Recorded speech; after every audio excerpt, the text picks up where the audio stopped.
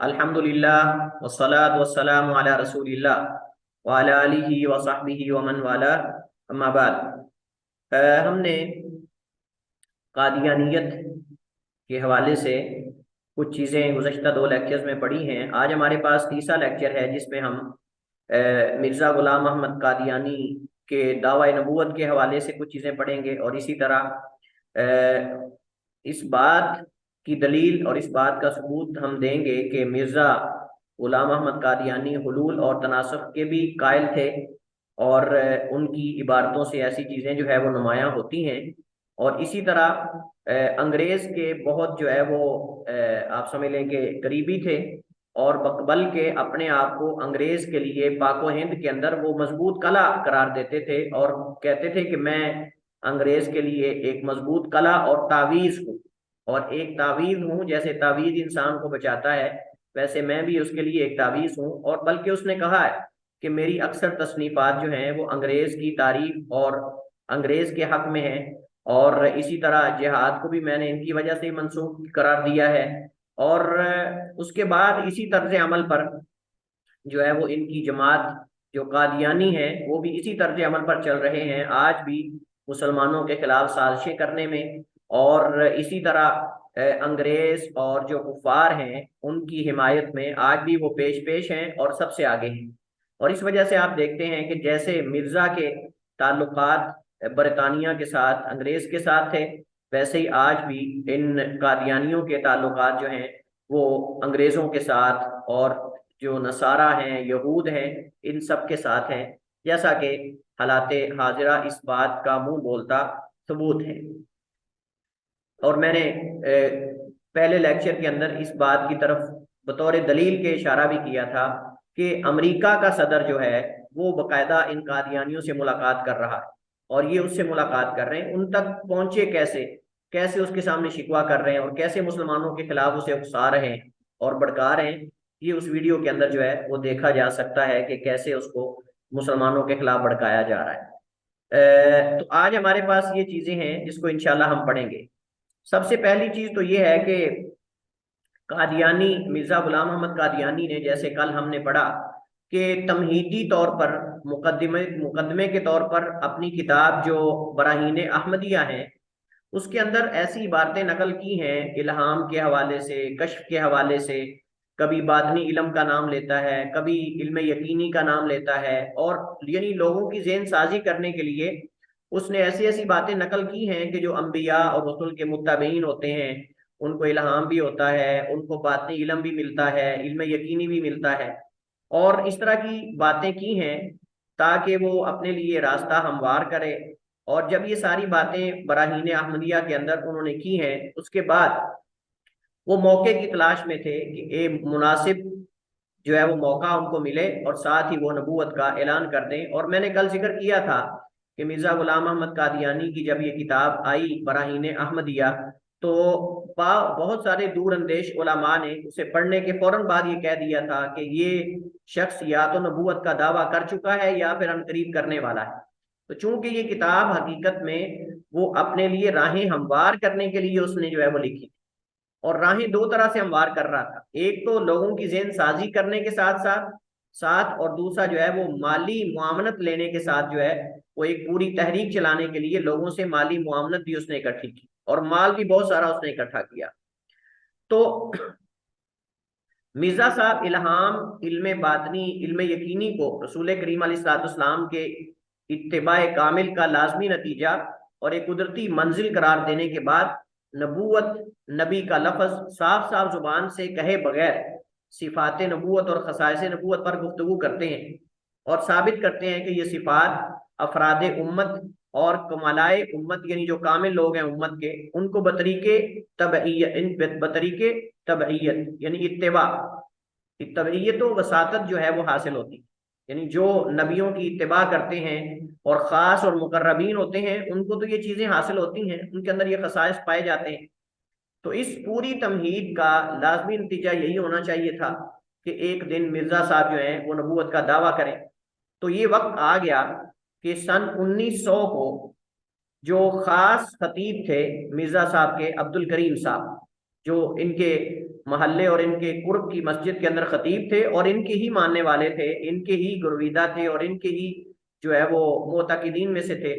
उनको मिर्जा साहब ने पूरा एक जो है वो सबक पढ़ाया और सबक पढ़ाने के बाद खुतबा जुमा के अंदर मौलाना अब्दुल करीम साहब को कहा कि तुम जो है वो खुतबा जुमा के अंदर मेरी नबूवत का ऐलान करो और ये ऐलान करो कि मिर्जा साहब जो हैं वो अल्लाह ताला की तरफ से जो है वो नबी भेजे गए हैं। और वाज़े तौर पे उस शख्स ने, जो मौलवी अब्दुल करीम है, उसने खुतबा जुमा के अंदर बाकायदा जो है इसके लिए नबी के अल्फाज जो हैं वो इस्तेमाल किए। हत्ता कि जब इस मसले को लेकर मौलवी मोहम्मद हसन और मिर्जा साहब के जो खतीब हैं अब्दुल करीम, इनकी आपस में काफी जो है वो तू मैं हुई, इनकी लड़ाई हुई, झगड़ा हुआ। तो आप जानते हैं कि जब दो शख्स झगड़ते हैं तो आवाजें तो बुलंद होती हैं। तो आप जरा मिर्जा साहब की एक्टिंग देखें। मिर्जा साहब जल्दी से कमरे से निकले और आकर कुरान करीम की आयत पढ़ना शुरू कर दी, या अय्युहल्लज़ीना आमनू ला तरफ़अू अस्वातकुम फ़ौक़ सौतिन नबी, कि ए अहले ईमान, तुम अपनी आवाज़ों को नबी की आवाज़ पे बुलंद ना करो। और ये पूरी आयत जो हैं जो नबी करीम अलैहिस्सलाम की शान में उतरी हैं और मोमिन मुसलमानों को रोका गया है कि वो नबी अलैहिस्सलाम की आवाज़ के ऊपर अपनी आवाज़ को ना कसें और नबी अलैहिस्सलाम को ऐसे ना बुलाएं जैसे आपस में एक दूसरे को बुलाते हैं। और अगर ऐसा करेंगे तो उनके अमाल जो हैं वो बर्बाद हो जाएंगे। मिर्जा साहब ने ये आयत के आखिर तक जो है वो सारी आयत पढ़ के सुना दी और उसको अपने ऊपर फिट कर लिया कि मैं चूंकि नाउज बिल्ला अल्लाह ताला का नबी हूँ, उसने कहा, और तुम जो है मेरे घर के सामने खड़े होकर आवाजें बुलंद कर रहे हो और तुम्हारे अमल सारे बर्बाद हो जाएंगे, या तो चुप हो जाओ वगरना तुम्हारे सारे अमल बर्बाद हो जाएंगे।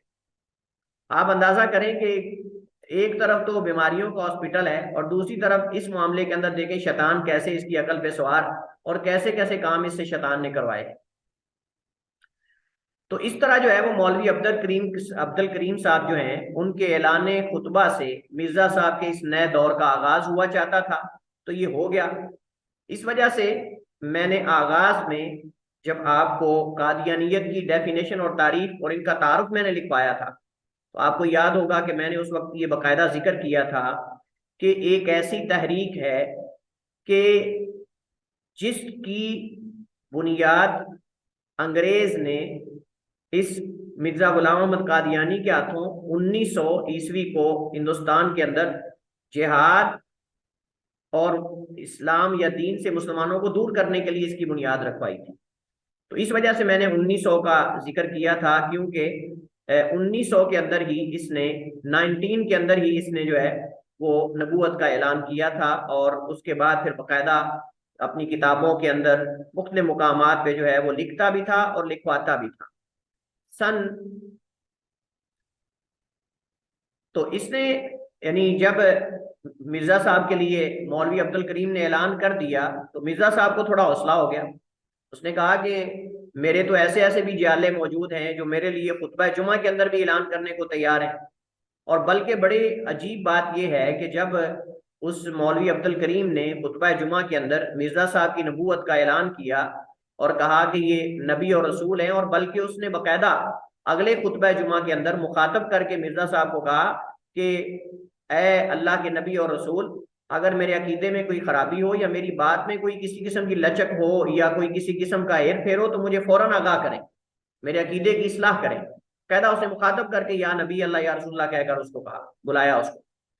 तो इस हरकत से, इस रवैये से मिर्जा साहब को यकीन और तसल्ली हो गई कि लोग उस पर इतना ईमान रखते हैं कि वो कोई भी अगर दावा कर दे तो उस दावे को मानने को तैयार हो जाए।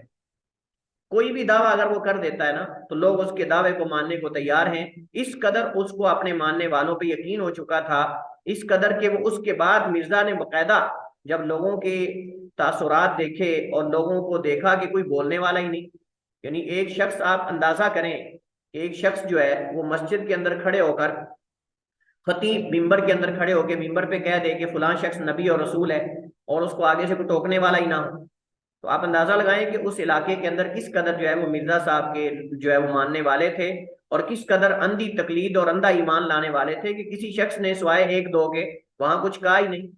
तो ये देखकर जो मिर्जा साहब हैं वो फूले ना समाये और उनको और ज्यादा हौसला हुआ। उन्होंने कहा कि लोग तो मेरे ऊपर मर मिटने को तैयार है।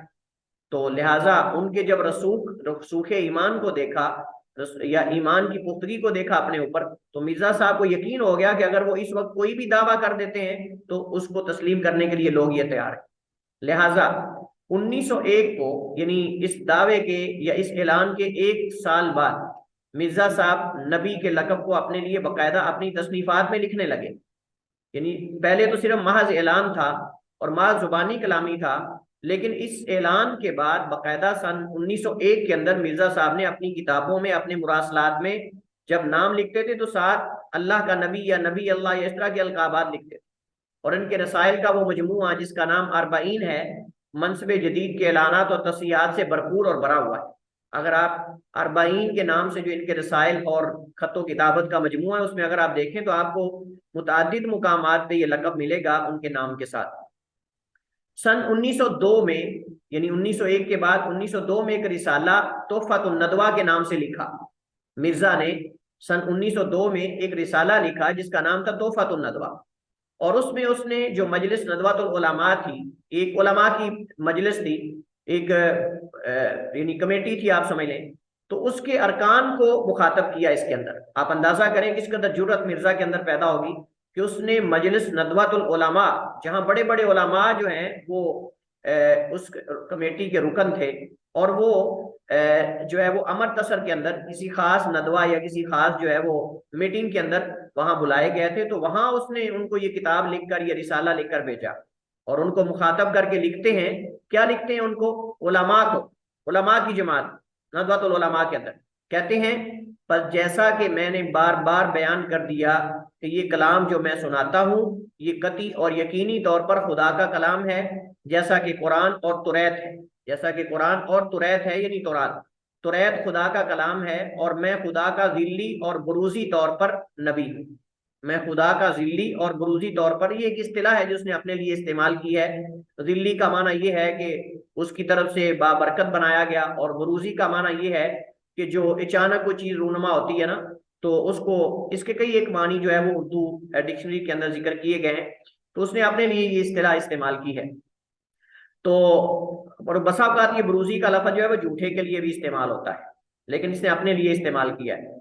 तो कहता है कि मैं जिल्ली और बुरूजी तौर पर नबी हूँ और हर एक मुसलमान पर दीनी उमूर में मेरी इताअत वाजिब। तोहफतुन नदवा सफ़ा नंबर 4 के अंदर ये जो टाइटल और ये इबारत है वहां आपको ये नजर आएगी। ये इबारत आपको वहां जो है नजर आएगी। क्या आप लोगों को आवाज नहीं आ रही? उस्ताद मोहतरम आवाज आ रही है लेकिन दरमियान में कट जाती है। जी, अस्सलाम वालेकुम रहमतुल्लाह। वालेकुम अस्सलाम रहमतुल्लाहि व बरकातुहू। अब आवाज क्लियर है? आवाज आवाज मुसलसल रही थी लेकिन कभी कभी कट रही थी, यानी कि चंद सेकंड्स के लिए कट जाती थी, समझ नहीं आती थी क्या कह रहे हैं। आप तो नहीं कट रही? जी अब नहीं कट रही। चलें, मैंने कहा मैं पूछ लूं आपसे, ये ना हो कि खान की तरह फिर एक से शुरू करना पड़े सबक।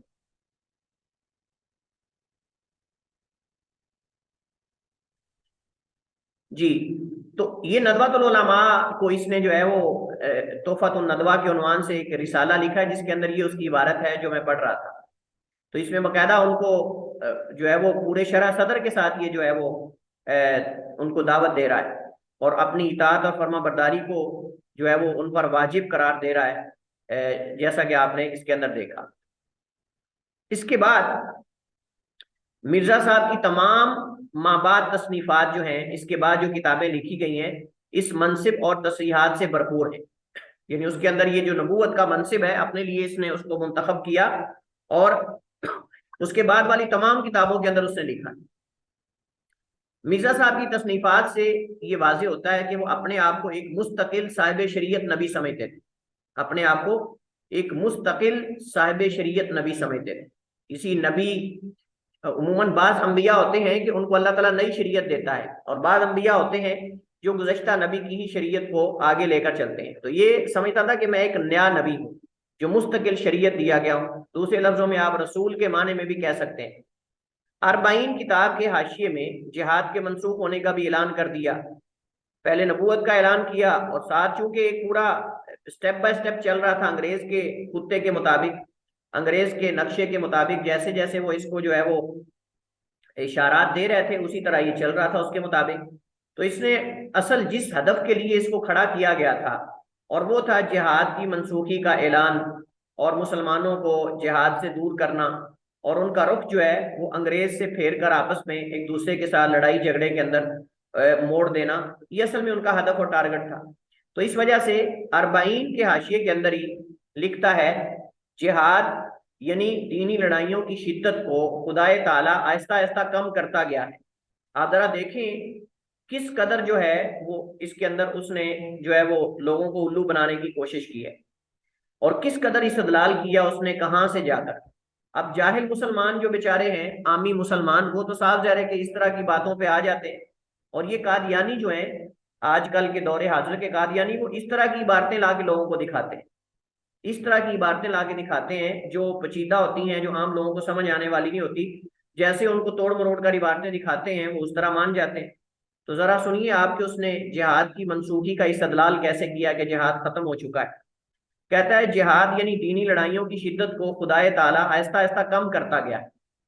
हजरत मूसा अलैहिस्सलाम के वक्त में इस कदर शिद्दत थी कि ईमान लाना भी कत्ल से नहीं बचा सकता था, और शेरखार बच्चे भी कत्ल किए जाते थे।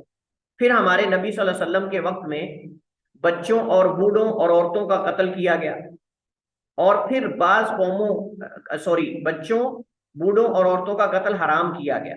आप देखें जरा कैसे कैसे जो है वो जिनसाजी कर रहा है। यानी आप जानते हैं कि चंद हदीस में आता है कि अल्लाह के नबी अलैहिस्सलाम ने औरतों और बच्चों के कत्ल से मना किया है। अल्लाह के नबी अलैहिस्सलाम ने औरतों और बच्चों के कत्ल से मना किया है। बल्कि एक हदीस में आता है कि नबी करीम अलैहिस्सलाम ने देखा कि किसी जंग के अंदर जो है वो औरत का कत्ल किया गया, तो अल्लाह के नबी बड़े सख्त गुस्से से जो है वो आप नाराज हुए और आपका रंग बदल गया, और आपने फरमाया कि बच्चों और औरतों को कत्ल ना करो, आपने मना कर दिया। तो उन हदीस से इस्तदलाल करके ये कह रहा है, कहता है कि नबी करीम अलैहिस्सलाम के वक्त में बच्चों, बूढ़ों और औरतों का कत्ल हराम किया गया। कहता है आहिस्ता आहिस्ता फिर जो है वो सब पे जिहाद को खत्म कर दिया गया, और फिर बाज कौमों के लिए बजाय ईमान के सिर्फ जिजिया जो है देकर मुआखजा से नजात पाना कबूल किया गया।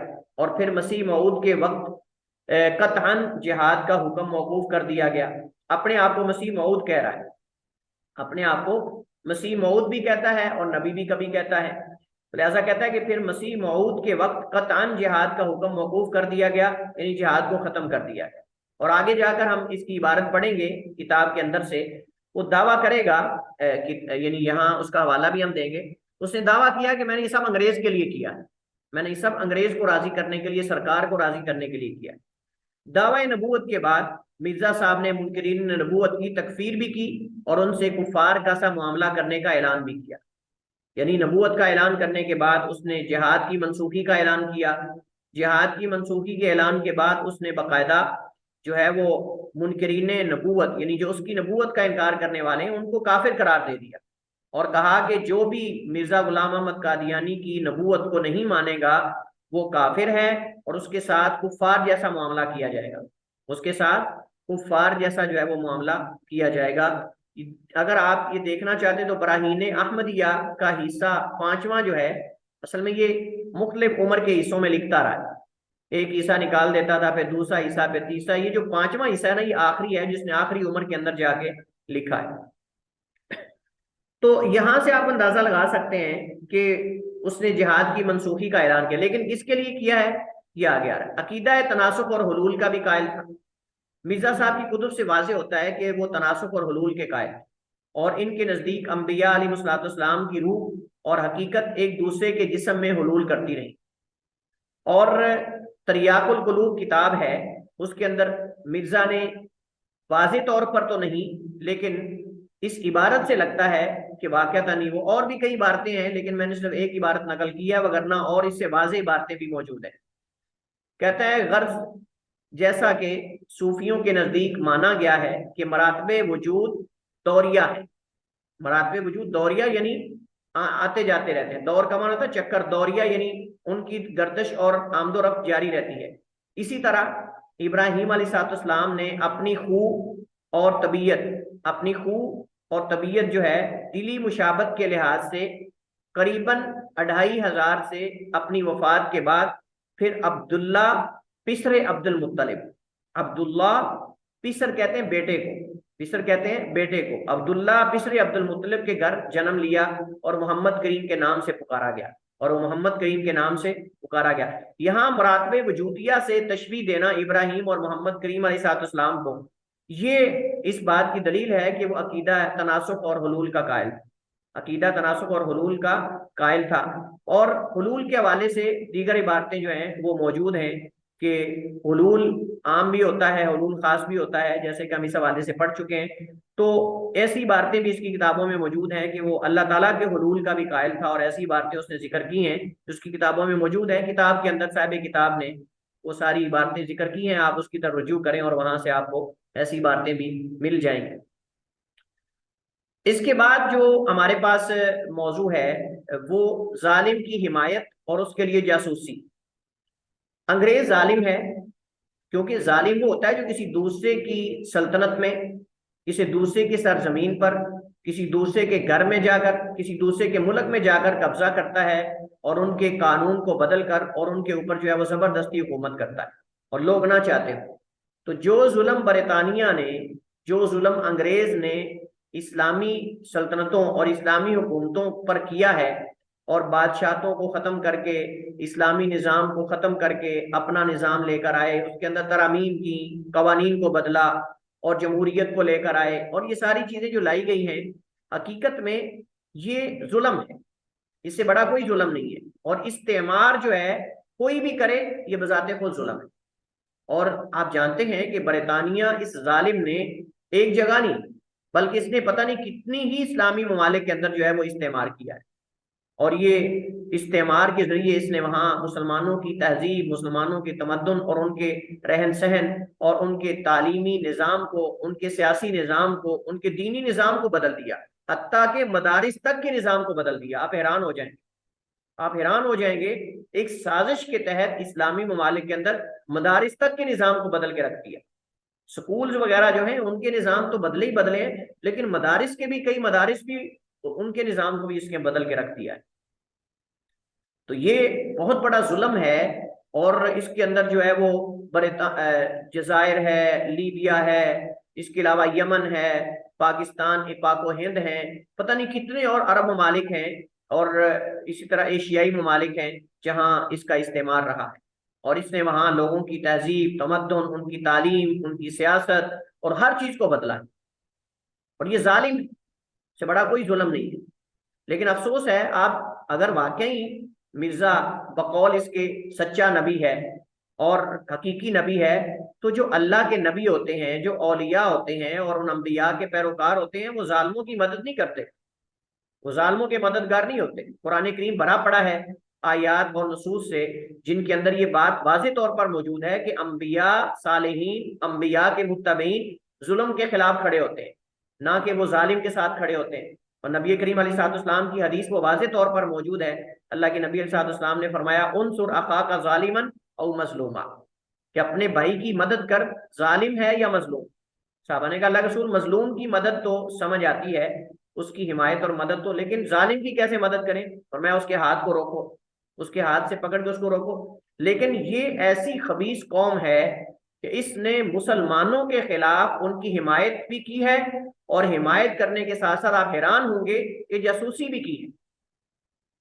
इनके जरिए कई उलमा का कत्ल हुआ, इनके जरिए कई मदारिस बंद हुए, इनके जरिए कई इस्लाम के कवानीन को बदला गया और मुसलमान इस्लामी ममालिक के कवानीन को बदला गया, जैसे जाकर ये बताते थे। बल्कि तारीख इस बात की शाहिद है कि कादियानियों ने अंग्रेज की खातिर अपनी जानें तक कुर्बान की, अपने खून तक बहाए, खून बहाने से भी दरेग नहीं किया, जान देने से दरेग नहीं किया। अब साफ जाहिर है कि जो इस कदर वफादार हो, इस कदर वफादार हो अपने गुरु का, अपने बड़े का, उसको ओहदा तो मिल ही जाता है, उसको पोस्टें तो मिल ही जाती हैं, उस पर एतमाद तो आखिर इतने सालों के बाद जब किसी के सामने कोई कहता है कि मैं तुम्हारे लिए अपनी गर्दन भी काटने को तैयार हूँ, मैं अपने आप को खंजर मारने को भी तैयार हूँ, तो वो तो उसको ओहदा देने के लिए तैयार हो जाएगा।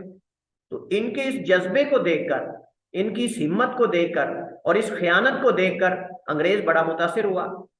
तो अंग्रेज ने बाकायदा फिर इनको मुख्तलिफ मुल्कों के अंदर जासूस बनाकर भेजा, मुख्तलिफ इलाकों के अंदर जसूस बनाकर भेजा और फिर इनको ओहदे दिए, मनासिब दिए, और यही ओहदे और मनासिब जो हैं आज भी इनको दीगर ममालिक के अंदर जो है वो नुमायां कर रहे हैं, और इनकी सपोर्ट की जा रही है, इनको फंडिंग की जा रही है, सारी चीजें इनके पास मौजूद है। उसकी वजह यह है कि इन्होंने जो है वो वफादारी की।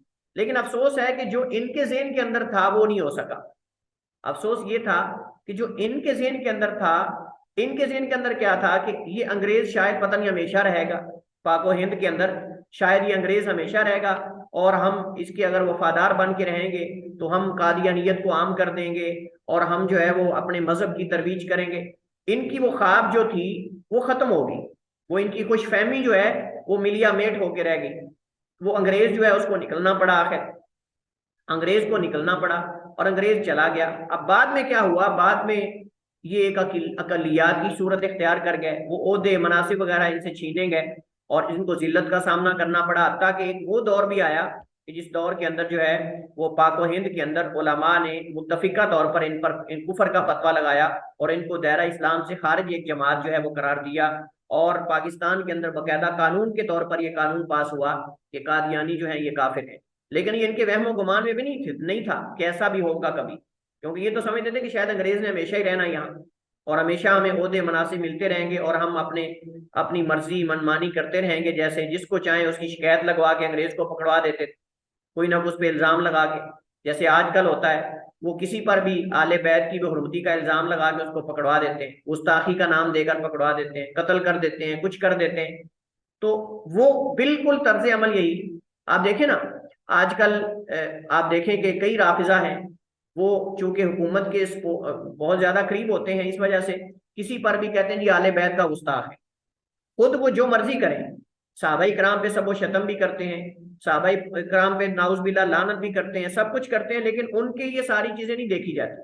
लेकिन अगर आप अगर जो है तो बिल्कुल यही तर्ज अमल रहा है अंग्रेज के दौर के अंदर। उस वक्त जो है बाकायदा इन्होंने जासूसी भी की है अंग्रेज के लिए और शिकायत भी की है, शिकवे भी किए, उलमा को कत्ल भी करवाया है और उलमा को कैदो बंद के अंदर भी रखवाया है, और अपने जो मकासिद थे वो सारे उनसे जो है पूरे करवाए हैं, और उन्होंने जो है वो इनको इस्तेमाल किया है। तो हम बात कर रहे थे कि जो अम्बिया अलैहिस्सलाम के जानशीन होते हैं या अम्बिया या उनके जानशीन होते हैं, उनका यह तरीका रहा है कि वो हमेशा जालिमों और मुजरिमों के हरीफ और मद्दे मुकाबिल रहे, और उन्होंने हमेशा हर ऐसी बात से एतराज और जो है वो दूरी इख्तियार की है जिससे इन जालिमों और इन मुजरिमों की तईद होती है।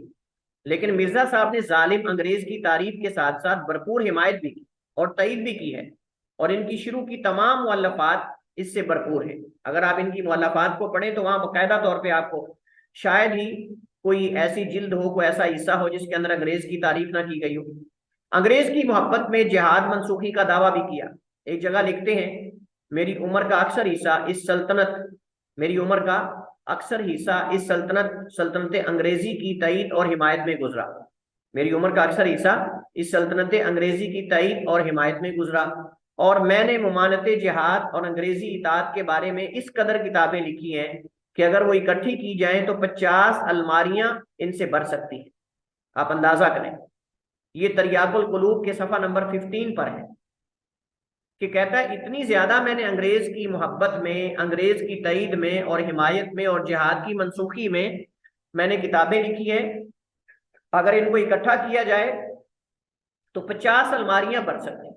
अंदाजा करें आप जरा किस कदर मुबालगा कर रहा है, 50 अलमारियां भर सकती हैं, इसका मतलब बहुत लिखा है, अगरचे ये मुबालगा है लेकिन बहुत लिखा है इसने अंग्रेज की तईद के अंदर। मिर्जा साहब ने जिहाद के मंसूख करने को अपनी बेसत का मकसद आजम करार दिया है। कहता है कि जिहाद की मंसूखी ही तो असल मेरा मकसद था, और ये बिल्कुल सच है, ये बिल्कुल सच है, इसमें कोई भी झूठ नहीं है, हम सारे मानते हैं। आप भी मानना चाहिए, आपको भी, मुझे भी मानना चाहिए, सबको मानना चाहिए कि मिर्जा साहब की बेसत का असल मकसद जिहाद को मंसूख करना था। लेकिन इसको मबूस किसने किया है? अंग्रेज ने। मबूस किसने किया है? अंग्रेज ने। और मकसद आजम क्या था कि जिहाद को मंसूख कर दो, जिहाद की मंसूखी का ऐलान कर दो, मुसलमानों को जिहाद से दूर कर दो। और ये आपको इस हवाले से जो इबारत है वो तरियाकुल कुलूब सफ़ा नंबर 335, और इसी तरह तबलीग रिसालत जिल्द हफ्तम सफ़ा नंबर 17 पर, 17 नंबर सफ़ा पर आपको इस हवाले से मुतअद्दिद इबारतें मिल जाएंगी जो इस बात की शाहिद और इस बात की दलील है कि मिर्जा साहब जो हैं उन्होंने बाकायदा अपना मकसद आजम करार दिया है जिहाद के मंसूब करने। मिर्जा साहब ने अपने आप को एक अरबी रिसाला नूरुल हक में, जो उनका रिसाला है, अरबी में भी उसने लिखा है। ये अलग बात है कि अरबी इबारतें जो हैं वो काबिल इस्लाह है, लेकिन आप जानते हैं कि उस दौर के अंदर बाकायदा स्कूलों के अंदर, स्कूल वगैरह मदारिस के अंदर भी अरबी पढ़ाई जाती थी, और अरबी सारे जानते थे। अल्लामा इकबाल, इस तरह के दीगर लोग सब अरबी जानते थे, क्योंकि अरबी बाकायदा स्कूलों के अंदर पढ़ाई जाती थी, लाजमी तालीम, अरबी, फारसी, उर्दू। और ये तीनों जुबानें तो तकरीबन सारे लोग जो पढ़े लिखे होते थे वो जानते थे। अलबत्ता ये है कि अंग्रेजी जो है ये बाज जानते थे, बाज नहीं जानते थे, लेकिन अरबी, फारसी, उर्दू उस दौर के अंदर सारे लोग जानते थे, बल्कि ये एक निज़ाम तालीम के अंदर शामिल था। लेकिन यही अंग्रेज ही है जिसने फारसी और अरबी को जो है वो निसाब से, स्कूलों वगैरह से, कॉलेज, इस तरह जो मदारिस वगैरह से इसको ख़त्म किया। वगरना अभी माजी करीब तक जो है मदारिस के अंदर फारसी पढ़ाई जाती थी और लाजमी तालीम। आज भी अगर आप जानते हो या ना जानते हो, आजकल भी बीए के अंदर और मुख्तलिफ जो है वो क्लासेस के अंदर बाकायदा इख्तियारी मजमून के तौर पर फारसी रखा जाता है, और कई लोग रखते हैं। लेकिन एक दौर था अरबी और फारसी लाजमी थी, अरबी और फारसी जो है ये लाजमी थी। तो बहरहाल ये जो नूरुल हक रिसाला है ये अरबी में है, और इसने उसमें कई इबारतें लिखी हैं जो काबिल इस्लाह हैं, और लुग़वी एतबार से उनके अंदर गलतियां हैं, लेकिन बहरहाल उसके अंदर इसने अपने आप को अंग्रेज का कला और तावीज करार दिया है। कहता है कि मैं अंग्रेज के लिए यहाँ पाको हिंद के अंदर मैं कला और तावीज हूँ, यानी मैं ही हूँ जिसकी वजह से अंग्रेज बाकी है, और अगर मैं ना हूं तो अंग्रेज आज ही निकाल दिया जाए। और तावीज मतलब बिल्कुल उससे सही बात की, इसमें कोई शक नहीं है, क्योंकि इसकी जमात ने, इसके पैरोकारों ने फुल हिमायत की। जहां पता चलता कि अंग्रेज के खिलाफ साजिश हो रही है, जहां पता चलता कि अंग्रेज के खिलाफ जो है वो कोई मुहिम उठ रही है, या उनके खिलाफ कोई तहरीक चलने लगी है, जिहाद की कोई बात कर रहा है, फौरन जाके कंप्लेन कर देते थे, फौरन जाके जो है वो जासूसी करके वो अंग्रेज को बता देते थे, और वो जाके उनको उठा लेते थे उस तहरीक को। हत्ता कि कई लोग जो हैं इनकी शिकायत की वजह से, इनकी जासूसी की वजह से, कई उलमा, कई लोग, कई तहरीकें जो हैं उनके मानने वालों को कत्ल किया गया, और उनको जो है वो उनको नुकसान पहुंचाया गया इनकी वजह से। तो बिल्कुल सही बात उसने की है। और आज भी अगर हम कहें तो आज भी ये गैर मुस्लिमों के लिए और खुसूसन नसारा के लिए इस्लाम के खिलाफ मजबूत कला है और तावीज़ है, ये बात, इसमें कोई शक नहीं है। लेकिन अफसोस है कि हम मुसलमान, हम पाकिस्तान और हमारी हुकूमत जो है वो इन चीज़ों को नहीं समझ रही। इनको अभी माजी के अंदर बाकायदा जो है वो इनको मनासिब दिए गए और इनको सपोर्ट किया गया, और बाकायदा हमारे बाज जो बड़े लोग हैं उनकी तकरीरों के अंदर भी इनकी हिमायत की गई, और उन्होंने बाकायदा इनकी हिमायत की। तो जिसके बाद फिर ये मसला ख़त्म नबूवत चला, और उस पर जुलूस निकाले गए और उस पर जलसे हुए बाकायदा। तो कोई शक नहीं है, ये बात उसने बिल्कुल ठीक की है कि ये मजबूत कला है और तावीज़ हैं गैर मुस्लिमों के लिए इस्लाम के खिलाफ। इन तालीमात और इस अकीदा का नतीजा ये निकला कि अंग्रेज हुकूमत की वफादारी और इखलास का जज्बा कादियानी जमात के जहन में इस कदर सीरत व अखलाक का एक जुज बन गया कि जहन में, यानी ये उसने जहन साजी की ना अपनी जमात की कि तुम अंग्रेज के वफादार रहना, हमेशा कुफ्फार के हथियार के तौर पर तुमने इस्तेमाल होना है, और अपने मकासद तक पहुंचने के लिए तुमने जो है वो इनका साथ देना है। तो ये उनकी सीरत और अखलाक का एक जुज और हिस्सा बन गया, हत्ता कि अंग्रेज हुकूमत ने इन्हें हिंदुस्तान और उसके बाहर इन्हें अपने रजाकार और जासूस बना लिया। सिर्फ हिंदुस्तान के अंदर नहीं बल्कि हिंदुस्तान के बाहर भी अंग्रेज ने इन्हें अपना जासूस बनाया, और इन्हें अपने रजाकार, यानी रजाकार कहते हैं जो ततव्वुआन अमल करते हैं, यानी मतलब ये है कि वो कोई उजरत नहीं लेते, और बाकायदा जो है वो रजाकाराना तौर पे काम करते हैं कि हम तुम्हारे, और ये हर हुकूमत के अंदर होते हैं। आप देखें खिलाफतें कायम हुई हैं, खिलाफत बनी अब्बास है, खिलाफत बनी उमैया है, उससे पहले चले बनी उमैया तो वो एक सिलसिला चलता आ रहा था, लेकिन खिलाफत बनी अब्बास कैसे आई? उन्होंने बाकायदा अपने रजाकार बनाए, अपने उन्होंने मुबल्लिगीन और दुआत बनाए जो लोगों को जाके बनी उमैया के खिलाफ उकसाते थे और जो है वो बाकायदा खुफिया तरीके से तबलीग करते थे और अपने अपने नुमाइंदे उन्होंने मुख्तलिफ इलाकों के अंदर बनाए और इस दावत को खुफिया रखा। तो इसी तरह जो है वो अंग्रेज के जो जासूस थे और रजाकार थे वो ये कादियानी और उसके जो मानने वाले और पैरोकार थे, ये थे और हैं और रहेंगे, मतलब ये इस्तेमाल होते रहेंगे। मिर्जा साहब की सख्त कलामी, ये एक जुज है जिसको साहिब किताब ने जिक्र किया है और इससे इस्तदलाल किया है कि मिर्जा झूठा नबी, इससे इस्तदलाल किया है कि मिर्जा जो है वो झूठा नबी। उसकी दलील एक तो ये है कि जो अंबिया होते हैं, जो रसूल होते हैं, उनकी जुबान में चाशनी होती है, उनकी जुबान में मिठास होती है, उनकी दावत के अंदर उसलूब ऐसा होता है कि उनका दुश्मन भी उनका दोस्त बन जाता है। और अगर वो किसी मुखालिफ का जवाब देना चाहे, पहली बात तो ये है कि वो मुखालिफ का जवाब उसके अंदाज में नहीं देते, बल्कि दरगुजर कर जाते हैं और वो मुआफ भी कर देते हैं और एराज भी कर लेते हैं। तो ये तर्ज अमल है अंबिया और रसूल का। किसी की शख्सियात और जातियात पे अंबिया हमला नहीं करते कि उसका नाम लेकर कहें कि तुम ऐसे हो, तुम ये हो, तुम वो हो। बद कलामी, बद तहजीबी और फाश गोई ये उनके अंदर नहीं होती। लेकिन मिर्जा ने इन तमाम हदों को पार कर दिया, मिर्जा ने इन तमाम हदूद को पार कर दिया। ये जो उन्वान है ये हम किताब से कुछ चीजें इस हवाले से पढ़ते हैं जी। तो यहाँ उन्होंने उन्वान दिया है मिर्जा गुलाम अहमद साहब की दुरुस्त कलामी और दुश्मनाम तराजी। तो दुरुस्त कलामी का मतलब होता है तलख कलामी, तलख कलामी, तलख रवैया, अखड़ मिजाजी, ये सारी चीजें इसमें आती हैं। और दुश्मनाम तराजी का मतलब दूसरे के साथ अदावत की इंतहा, मुखालिफिन के साथ अदावत की इंतहा। देखिए दुश्मनी मुखालिफिन से होती है, हम मुसलमान हैं, हमारी कुफार से दुश्मनी है, लेकिन क्या हम बाजार में खड़े होकर कुफार को गाली देना शुरू कर दें? हमें तो कुरान ने भी रोका है कि तुम उनके खुदाओं को, उनके माबूदों को गाली ना दो, वो रद्द अमल में आके तुम्हारे रब को बुरा भला कहेंगे। फयसुब्बुल्लाह अदवन, अदावत और दुश्मन में आके वो अल्लाह को गाली देंगे। तो इस वजह से अल्लाह ताला ने मना किया कि तुम उनके माबूदों को बुरा भला करो। लेकिन इस शख्स ने अदावत के अंदर मुखालिफिन के और उनको मुखातब करने के अंदर इंतहा कर दी। तो कहते हैं कि अंबिया और उनके मुत्तबईन का तर्ज अमल, अंबिया अलैहिस्सलाम और उनके मुत्तबईन के, तो लिखते हैं अंबिया अलैहिस्सलाम और उनके मुत्तबईन के मुताल्लिक यकीन और तवातुर से मालूम है कि वो नहायत शीरीं कलाम, पाकीज़ा ज़ुबान, साबिर और मुतहम्मिल, आली ज़र्फ़, फराख हौसला और दुश्मन नवाज होते हैं। नबी कायनात अलैहिस्सलाम का तर्ज अमल क्या था? वो हदीस अल्लाह के नबी अलैहिस्सलाम के हवाले से जो मारूफ हदीस है, सुमामा बिन औसाल, सुमामा बिन औसाल रज़ियल्लाहु ताला अन्हु अभी मुसलमान नहीं हुए, यमामा के सरदार हैं, यमामा के सरदार हैं। सहाबा किराम के एक सरिया जो है वो रवाना हुआ, तो सहाबा ने उसको पकड़ के ले आए सुमामा बिन औसाल को, और अल्लाह के नबी ने फरमाया इसको मस्जिद नबी के स्टून के साथ बांध दो, इसको मस्जिद नबी के स्तून के साथ बांध दो। जब मस्जिद नबी के स्तून के साथ बांध दिया गया तो सुमामा बिन औसाल जो है अल्लाह के नबी अलैहिस्सलाम को देखकर अल्लाह के नबी फरमाते हैं सुमामा क्या हाल है तुम्हारा? उससे हाल पूछा तो आगे से सख्त कलामी से उसने जवाब दिया, और क्या कहता है, इन तक्तुल ज़ा दमिन व इन तुनइम ज़ा शाकिरा। और साथ ये कहता है कि आपसे नाउजुबिल्लाह बदतरीन चेहरा मेरी आंखों ने कभी नहीं देखा।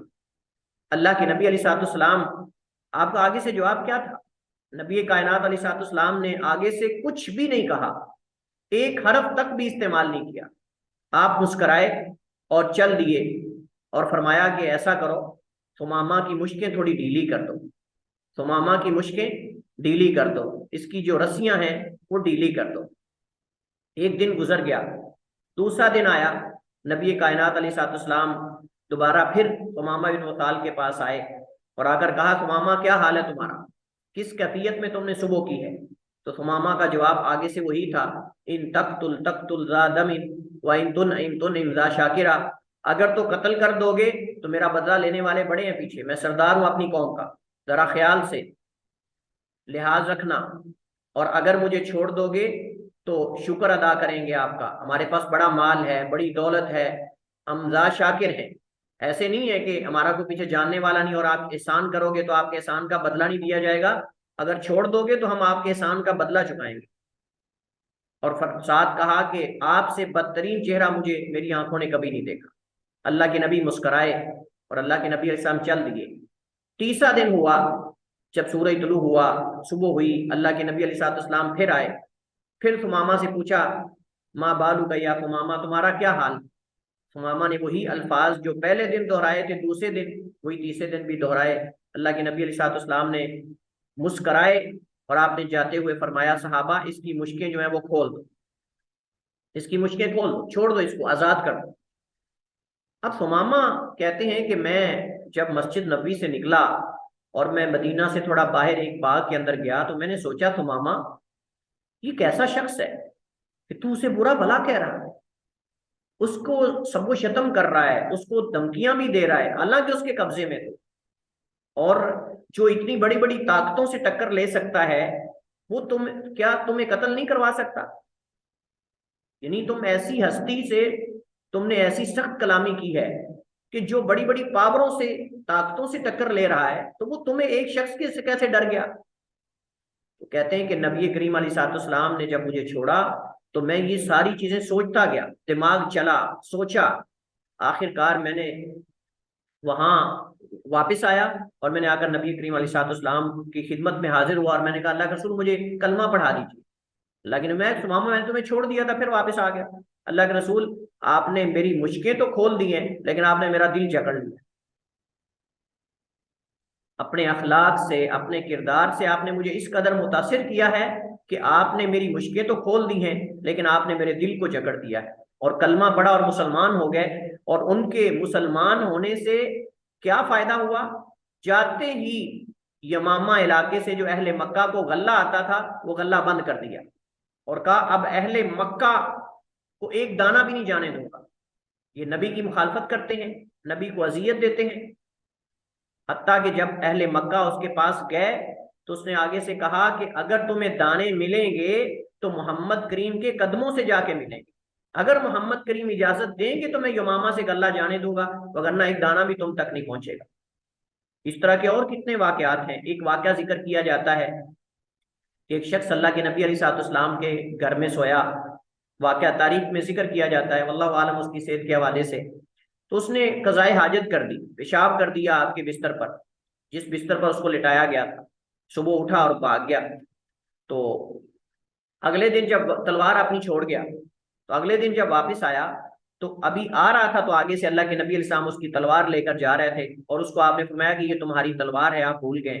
आपने उस बात की तरफ इशारा तक भी नहीं किया। और वही काफिर के बारे में कहा जाता है कि जो हदीस में आता है कि उसको एक बकरी का दूध दिया गया, वो पी गया, दूसरी बकरी का दूध दिया गया, पी गया, तीसरी बकरी का, हत्ता के 7 बकरियों का दूध पी गया। नबी अलैहिस्सलाम ने फरमाया, काफिर जो है वो 7 आंतों से खाता है और मुसलमान एक आंत से खाता है। और इसने अगले दिन मुसलमान हो गया और नबी अलैहिस्सलाम के अखलाक से मुतासिर होकर जब मुसलमान हो गया तो इसको नबी अलैहिस्सलाम ने कहा कि बकरी का दूध दो। तो एक बकरी का दूध पीकर जो है वो सैर हो गया और कहा कि मेरी बस, अब मैं से ज्यादा नहीं। फिर आपने फरमाया कि मुसलमान एक आंत से खाता है और काफिर जो है वो 7 आंतों से। इस तरह नबी करीम अलैहिस्सलाम के अखलाक के वाकयात जो हैं वो बेशुमार हैं। आपके किरदार के दीगर अंबिया, लोगों ने मजनून कहा, साहिर कहा, नाउज़ बिल्लाह बुरे बुरे इल्जामात दिए, लेकिन उन अंबिया अलैहिस्सलाम ने अपनी दावत को नहीं छोड़ा और सब्र इस्तिकामत का मुजाहरा किया। ये चीज यहाँ ये जिक्र कर रहे हैं। साबिर, मुतहम्मिल, आली ज़र्फ, फराख हौसला, दुश्मन नवाज होते हैं। दुश्मन नाम का जवाब सलाम से, बद दुआ का जवाब दुआ में, तकब्बुर का जवाब फरोतनी से और रजालत का जवाब शराफत से देते हैं। इनकी जुबान कभी किसी दुश्मन नाम और किसी फहश कलाम से आलूदा नहीं होती। वो अगर किसी की तरदीद या मजम्मत करते हैं तो सादा और वाज़ेह अल्फाज में किसी के नसब पर हमला करने, उसके खानदान या आबा व अजदाद पर इल्जाम लगाने और दरबारी शायरों और लतीफ़ा और गोइयों की तरह चुटकी लेने और फकरा चुस्त करने के फन से बिल्कुल नाआशना होते हैं। इनका कलाम मुआफ़क़त व मुखालफत दोनों मौक़ों पर उनकी सीरत और फितरत की तरह पाकीज़ा, मोतदिल, मुतवाज़िन और वाज़ेह होता है। सहाबाए किराम नबी करीम अलैहिस्सलाम के बारे में फरमाते हैं, मा काना फाहिशन वला मुतफहिशन वला सखाबन फिल अस्वाकी अल्लाह के नबी अलैहिस्सलाम ना तो खोश गोई करने वाले थे, और अल्लाह के नबी अलैहिस्सलाम जो है वो ना सख्त गो थे, ना जो है वो अल्लाह के नबी अलैहिस्सलाम जो है वो बाजारों में खिलाफ वक़ार बातें करने वाले, यानी चिल्लाने वाले, इस तरह गाली गलौज करने वाले और इस तरह का नहीं था। तो इसी तरह मोमिन भी ऐसा नहीं हो सकता। लेकिन मुनाफिक है जिसके बारे में नबी अलैहिस्सलाम ने फरमाया वइदा खासम फजरा, जब झगड़ा करता है तो फिर गाली गलौज करता है, गाली गलौज पे उतर आता है।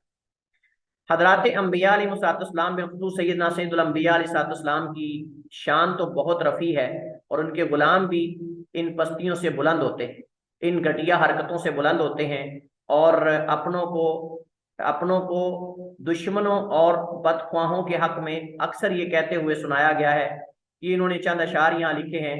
खुद मिर्जा साहब को तस्लीम है कि पेशवाओं और उन हस्तियों के लिए जो इमामत और दीनी अजमत से के मर्तबे से सरफराज हूँ, तहम्मुल, ज़ब्त नफ्स, अफो, हलम, हिल्म की सिफ्त बहुत जरूरी है। इन्होंने ज़रूरतुल इमाम के अंदर लिखा है, इस तरह की बातें मौजूद हैं यहाँ, इन्होंने जिक्र की हैं। लेकिन कहते हैं इसके बिल्कुल बरक्स मिर्जा अहमद साहब ने अपने मुखालिफिन को, जिन में जलील उल कदर उलमा, अजीम उल मर्तबत मशाइख थे, इन अल्फाज से याद किया है और उनके इन अल्फाज में हुजू की है, और इस तरह खाक उड़ाई है कि बार बार तहजीब की निगाहें नीची और हया की पेशानी अर्क आलूद हो जाती है। और इन मुखालिफिन के लिए दुर्रियतुल बगाया, दुर्रियतुल बगाया का मतलब जानी औरतों की औलाद तक के लफ्ज इस्तेमाल किए। एक लफ्ज ही काफी है, मजीद चीजें हम नहीं इसके अंदर पढ़ेंगे, बस ये मेरे ख्याल में एक लफ्ज ही काफी है कि उलमा के लिए, फुजला के लिए, अजीम लोगों के लिए अगर कोई शख्स ये लफ्ज इस्तेमाल करे कि दुर्रियतुल बगाया, कि ये बागिया औरतों की औलाद है, बदकार औरतों की औलाद है, तो मेरे ख्याल में ये बहुत सख्त जुमला है। मुझे बताएं, इन कादियानियों को दिखाया जाए कि क्या अंबिया ये जुमले बोलते हैं कि किसी को जो है वो नेक हस्तियों को, उलमा को, फुजला को जो है बदकार औरतों की औलाद कहा जाए। बल्कि बाज जानने वालों ने लिखा है कि ये जो लफ्ज है ना दुर्रियतुल बगाया, ये मिर्जा साहब का तकिया कलाम था, अक्सर अपनी किताबों में ये लफ्ज इस्तेमाल करते थे। अफसोस है ऐसे नबी पर कि जो इस तरह के अल्फाज और इस तरह की घटिया किस्म की जो कलाम है, घटिया किस्म की इबारतें और अल्फाज जो है वो इस्तेमाल करके उलमा को मुखातब करें और उनके हक में इस तरह की, ये तो किसी आम आदमी के लिए भी इस्तेमाल करना जुर्म है, किसी आम आदमी के लिए जायज नहीं है। तो ये जाए कि उलमा के हक में और इस तरह जो अजीम लोग हैं और जो शरीफ लोग होते हैं उनके हक के अंदर उनको, बल्कि तकिया कलाम के तौर पर हर जगह हर दफा जब उनका जिक्र आए तो बंदा कहे ज़ुर्रियतुल बगाया, बदकारों की औलाद, हरामी, फुला, इस तरह के अल्फाज ये नबी इस्तेमाल करता है। बड़ी अफसोस की बात है। तो ये भी मिर्जा के खिलाफ है एक्शन, ये भी मिर्जा के खिलाफ है पॉइंट, और वो ये है कि नबी जो होता है उसकी जुबान पाकीज़ा होती है, नबी की गुफ्तगू मुहज़्ज़ब होती है, नबी के अल्फाज का चुनाव अहसन होता है, और उसकी कलाम मुख्तसर मगर जामे होती है। इस तरह की बातें उसके अंदर नहीं होती कि दूसरों को बुरे अलकाबात से उनकी ज़ातियात पे हमला किया जाए और उनको गाली दी जाए और उसकी जुबान पे ही गाली तकिया कलाम बन जाए। ये नबी नहीं हो सकता, ये नबी नहीं हो सकता कभी भी। इसी पर हम इक्तिफा करते हैं। वल्लाहु ताला अलम व अहकम। सल्लल्लाहु अलैहि वसल्लम अला नबीना मुहम्मद व अला आलिहि व सहबिहि वसल्लम।